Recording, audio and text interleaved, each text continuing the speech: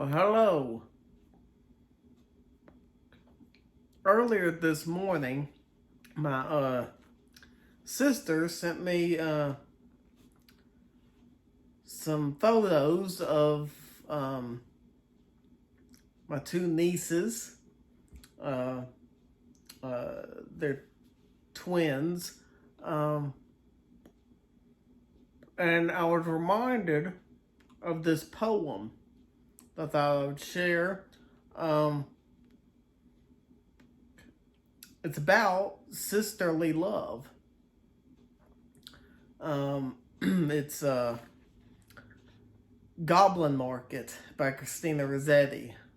I don't know if you know Christina Rossetti at all, you probably have read Goblin Market, but I thought I would read it for y'all. It's just a great, fun, a little bit bizarre poem. Um, Morning and evening, maids heard the goblins cry, "Come buy our orchard fruits, come buy, come buy. Apples and quinces, lemons and oranges, plump unpecked cherries, melons and raspberries, bloom down-cheeked peaches, swart-headed mulberries, wild freeborn cranberries, crabapples, dewberries, pineapples, blackberries, apricots, strawberries, all ripe together in summer weather. Morns that pass by, fair eves that fly. Come buy, come buy. Our grapes fresh from the vine, pomegranates full and fine, dates and sharp boluses, rare pears and greengages, damsons and bilberries, taste 'em and try. Currants and gooseberries, bright fire-like barberries, figs to fill your mouth, citrons from the south, sweet to tongue and sound to eye. Come buy, come buy. Evening by evening, among the brookside rushes, Laura bowed her head to hear, Lizzie veiled her blushes. Crouching close together in the cooling weather, with clasping arms and cautioning lips, with tingling cheeks and fingertips. "Lie close," Laura said, pricking up her golden head. "We must not look at goblin men, we must not buy their fruits. Who knows upon what soil they fed their hungry, thirsty roots?" "Come buy," called the goblins, hobbling down the glen. "Oh," cried Lizzie, "Laura, Laura, you should not peep at goblin men." Lizzie covered up her eyes, covered close lest they should look. Laura reared her glossy head and whispered like the restless brook, look, Lizzie, down the glen tramp little men. One hauls a basket, one bears a plate, one lugs a golden dish of many pounds weight. How fair the vine must grow, whose grapes are so luscious. How warm the wind must blow through those fruit bushes. "No," said Lizzie, "no, no, no. Their offer should not charm us. Their evil gifts would harm us." She thrust a dimpled finger in each ear, shut eyes and ran. Curious Laura chose to linger, wondering at each merchant man. One had a cat's face, one whisked a tail, one tramped at rat's pace, one crawled like a snail, one like a wombat prowled obtuse and furry, one like a rattle tumbled hurry-scurry. She heard a voice like voice of doves, cooing all together. They sounded kind and full of loves in the pleasant weather. Laura stretched her gleaming neck like a rush-embedded swan, like a lily from the beck, like a moonlit poplar branch, like a vessel at the launch when its last restraint is gone. Backwards up the mossy glen turned and trooped the goblin men, with their shrill shout repeated cry, "Come buy, come buy." When they reached where Laura was, they stood stock still upon the moss, leering at each other, brother with queer brother, signaling each other, brother with sly brother. One set his basket down, one reared his plate, one began to weave a crown of tendrils, leaves, and rough nuts brown. Men sell not such in any town. One heaved the golden weight of dish and fruit to offer her. Come buy, was still their cry. Laura stared but did not stir, longed but had no money. The whisk-tail merchant bade her taste in tones as smooth as honey. The cat-face purred, the rat-pace spoke a word of welcome, and the snail-pace even was heard. One parrot-voiced and jolly cried pretty goblin still for pretty Polly. One whistled like a bird. But sweet-toothed Laura spoke in haste. Good folk, I have no coin to take were two purloin. I have no copper in my purse, I have no silver either, and all my gold is on the furze that shakes in windy weather above the rusty heather. You have much gold upon your head, they answered all together. Buy from us with a golden curl. She clipped a precious golden lock.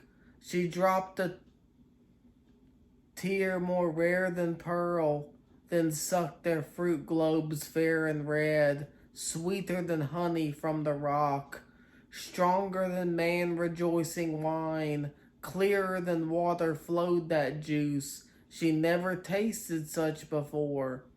How should it cloy with length of use? She sucked and sucked and sucked the more, fruits which that unknown orchard bore.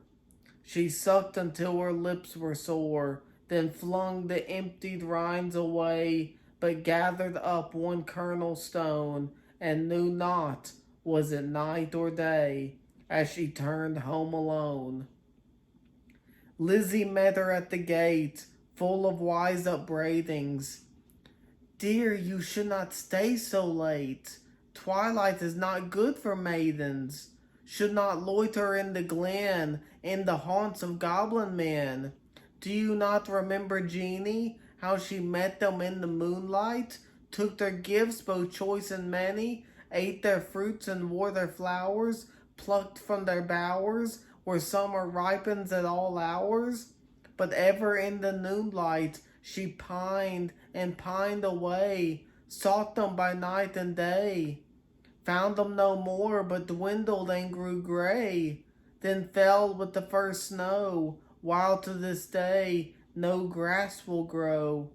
Where she lies low, I planted daisies there a year ago, that never blow. You should not loiter so. Nay, hush, said Laura. Nay, hush, my sister. I ate and ate my fill, yet my mouth waters still. Tomorrow night I will buy more, and kissed her. Have done with sorrow. I'll bring you plums tomorrow, fresh on their mother's twigs. Cherries worth getting. You cannot think what figs my teeth have met in, what melons icy cold, piled on a dish of gold, too huge for me to hold. What peaches with a velvet nap, pellucid grapes without one seed.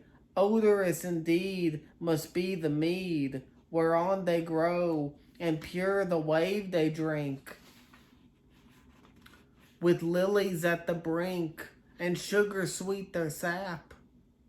Golden head by golden head, like two pigeons in one nest, folded in each other's wings, they lay down in their curtained bed, like two blossoms on one stem, like two flakes of new fallen snow, like two wands of ivory, tipped with gold for awful kings.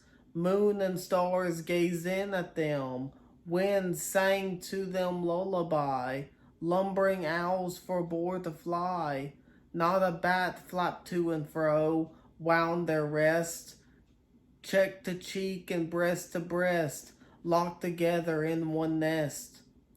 Early in the morning, when the first cock crowed his warning, neat like bees, as sweet and busy, Laura rose with Lizzie, fetched and honey, milked the cows, aired and set the rights the house, kneaded cakes of whitest wheat, cakes of dainty mouse to eat. Next churned butter, whipped up cream, fed their poultry, sat and sewed, talked as modest maiden should, Lizzie with an open heart, Laura in an absent dream. One content, one sick in part, one warbling for the mere bright day's delight, one longing for the night. At length slow evening came, they went with pitchers to the reedy brook, Laura most placid in her look, Laura most like a leaping flame, they drew the gurgling water from its deep, Lizzie plucked purple and rich golden flags, then turning homeward said, the sunset flushes those furthest loftiest crags. Come, Laura, not another maiden lags, no wilful squirrel wags, the beasts and birds are fast asleep. But Laura loitered still among the rushes, and said the bank was steep, and said the hour was early still, the dew not fallen, the wind not chill, listening ever but not catching the customary cry, come by, with its iterated jingle of sugar-baited words, not for all are watching, one discerning, even one goblin, racing, whisking, tumbling, hobbling, let alone the herds that used to tramp along the glen in groups or single of brisk fruit merchant men, till Lizzie urged, "O Laura, come, I hear the fruit call, but I dare not look. You should not loiter longer at this brook. Come with me home." The stars rise, the moon bends her arc, each glowworm winks her spark. Let us get home before the night grows dark, for clouds may gather, though this is summer weather. Put out the lights and drench us through, then if we lost our way, what should we do? Laura turned cold as stone, to find her sister heard that cry alone. That goblin's cry, come buy our fruits, come buy. Must she then buy no more such dainty fruit? Must she no more with succous pasture find, gone deaf and blind? Her ears, her tree of life drooped from the root. She said not one word in her heart's sore ache, but peering through the dimness, not discerning, trudged home, her pitcher dripping all the way. She crept to bed and lay, silent till Lizzie slept, then sat up in a passionate yearning, and gnashed her teeth for balked desire, and wept as if her heart would break. Day after day, night after night, Laura kept watch in vain, in sullen silence of exceeding pain. She never caught again the goblin cry, come buy, come buy. She never spied the goblin men, hawking their fruits along the glen. But when the noon waxed bright, her hair grew thin and gray. She dwindled as the fair moon doth turn to swift decay and burn her fire away. One day, remembering her kernel stone, she set it by a wall that faced the south, dewed it with tears, hoped for a root, watched for a waxing shoot, but there came none. It never saw the sun, it never felt the trickling moisture run, while with sunk eyes and faded mouth, she dreamed of melons as a traveler sees false waves in desert drought, with shade of leaf-crowned trees, and burns the thirstier in the sandful breeze. She no more swept the house, tended the fowls or cows, fetched honey, kneaded cakes for wheat, brought water from the brook, but sat down listless in the chimney nook, and would not eat. Tender Lizzie could not bear to watch her sister's cankerous care, yet not to share. She night and morning caught the goblin's cry, "Come buy our orchard fruits, come buy, come buy." Beside the brook along the glen, she heard the tramp of goblin men. The voice and stir poor Laura could not hear. Longed to buy fruit to comfort her, but feared to pay too dear. She thought of Jeannie in her grave, who should have been a bride, but who for joys brides hope to have, fell sick and died in her gay prime, in earliest winter time, with the first glazing rime, with the first snowfall of crisp winter time. Till Laura dwindling seemed knocking at death's door, then Lizzie weighed no more, better and worse, to put a silver penny in her purse.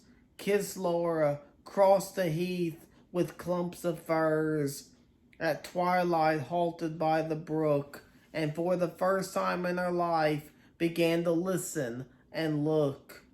Laughed every goblin when they spied her peeping, came towards her hobbling, flying, running, leaping, puffing and blowing, chuckling, clapping, crowing, clucking and gobbling, mopping and mowing, full of airs and graces, pulling wry faces, demur grimaces, cat-like and rat-like, rattle and wombat-like, snail-paced in a hurry, parrot-voiced and whistler, helter-skelter, hurry-scurry, chattering like magpies, fluttering like pigeons, gliding like fishes, hugged her and kissed her, squeezed and caressed her, stretched up their dishes, panniers and plates.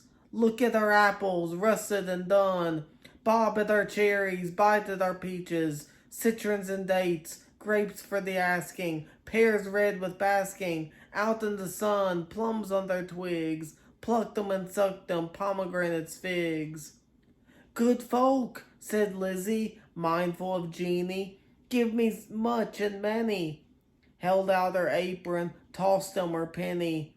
Nay, take a seat with us, honor and eat with us, they answered grinning. Our feast is but beginning, night yet is early, warm and dew pearly, wakeful and starry. Such fruits are these, no man can carry. Half their bloom would fly, half their dew would dry, half their flavor would pass by. Sit down and feast with us, be welcome guests with us, cheer you and rest with us. Thank you, said Lizzie, but one waits at home alone for me. So without further parleying, if you will not sell me any of your fruits, though much and many, give me back my silver penny I tossed you for a fee. They began to scratch their pates, no longer wagging, purring, but visibly demurring, grunting and snarling. One called her proud, cross-grained, uncivil. Their tones waxed loud, their looks were evil. Lashing their tails, they trod and hustled her, elbowed and jostled her, clawed with their nails, barking, mewing, hissing, mocking, tore her gowns and soiled her stocking, twitched her hair out by the roots, stamped upon her tender feet, held her hands and squeezed their fruits against her mouth to make her eat.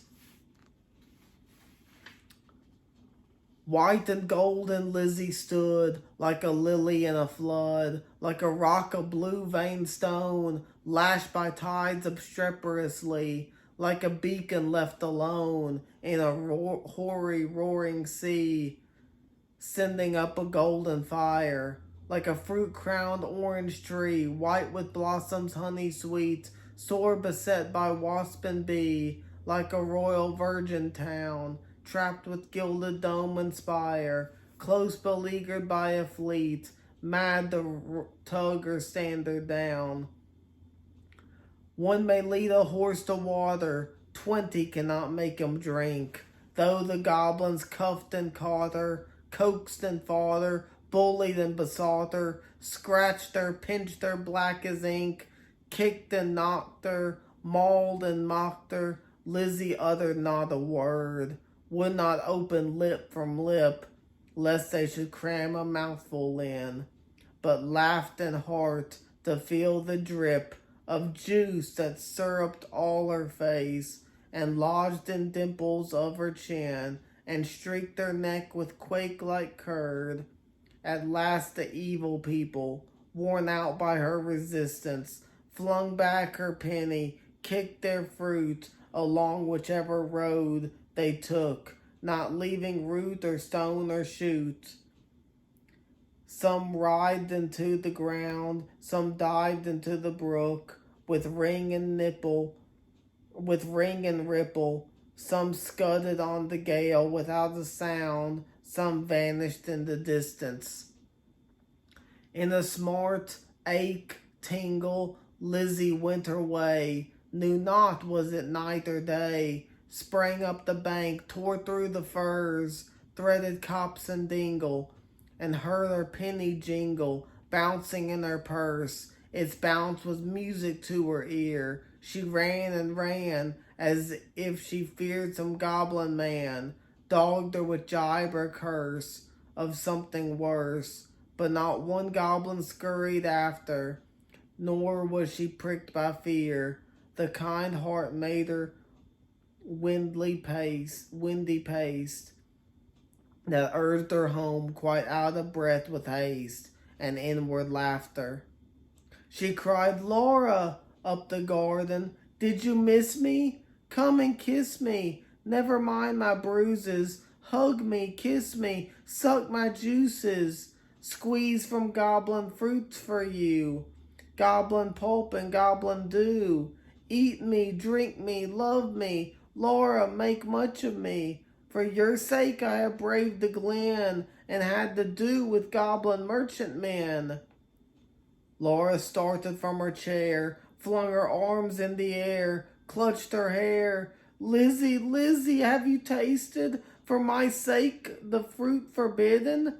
Must your light like mine be hidden, your young life like mine be wasted, undone in mine undoing, and ruined in my ruin, thirsty, cankered, goblin-ridden?" She clung about her sister, kissed and kissed and kissed her. Tears once again refreshed her shrunken eyes, dropping like rain after long sultry droughts, shaking with anguish, fear, and pain. She kissed and kissed her with a hungry mouth.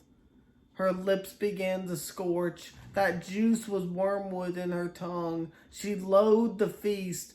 Writhing as one possessed, she leaped and sung, rent all her robe and wrung her hands in lamentable haste, and beat her breast. Her locks streamed like the torch borne by a racer at full speed, or like the mane of horses in their flight, or like an eagle when she stems the light straight toward the sun, or like a caged thing freed, or like a flying flag when armies run. Swift fire spread through her veins, knocked at her heart, met the fire smoldering there, and overbore its lesser flame. She gorged on bitterness without a name. Ah, fool, to choose such part of soul-consuming care, since failed in the mortal strife, like the watchtower of a town, which an earthquake shatters down, like a lightning-stricken mast, like a wind-uprooted tree, spun about, like a foam-topped waterspout, cast down headlong in the sea. She fell at last. Pleasure past and anguish past. Is it death or is it life? Life out of death. That night long, Lizzie watched by her, counted her pulses' flagging stir, felt for her breath, held water to her lips and cooled her face with tears and fanning leaves. But when the first birds chirped about their eaves, and early reapers plodded to the place of golden sheaves, and dew-wet grass bowed in the morning winds so brisk to pass, and new buds with new day opened of cup-like lilies on the stream. Laura woke as from a dream, laughed in the innocent old way, hugged Lizzie, but not twice or thrice. Her gleaming locks showed not one thread of gray, and her breath was sweet as May, and light danced in her eyes. Days, weeks, months, years afterward when both were wives, with children of their own, their mother hearts beset with fears, their lives bound up in tender lives. Laura would call the little ones and tell them of her early prime, those pleasant days long gone, of not returning time. Would talk about the haunted glen, the wicked, quaint fruit merchant men, their fruits like honey to the throat, but poison in the blood. Men sell not such in any town. Would tell them how her sister stood in deadly peril to do her good, and win the fiery antidote. Then joining hands to little hands, would bid them cling together, for there is no friend like a sister in calm or stormy weather, to cheer one on the tedious way, to fetch one if one goes astray, to lift one if one totters down, to strengthen while one stands.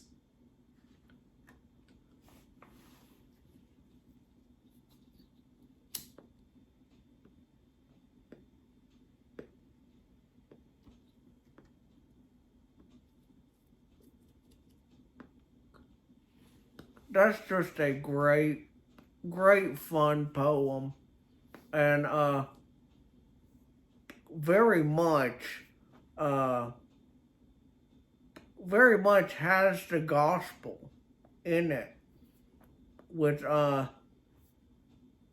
Laura wasting away because she tasted of this goblin fruit, and then Lizzie is beaten up for her sister, beaten up, so she gets that goblin fruit all over her that will cure her sister. Just a great, fun, bizarre poem. So I thought you'd enjoy that.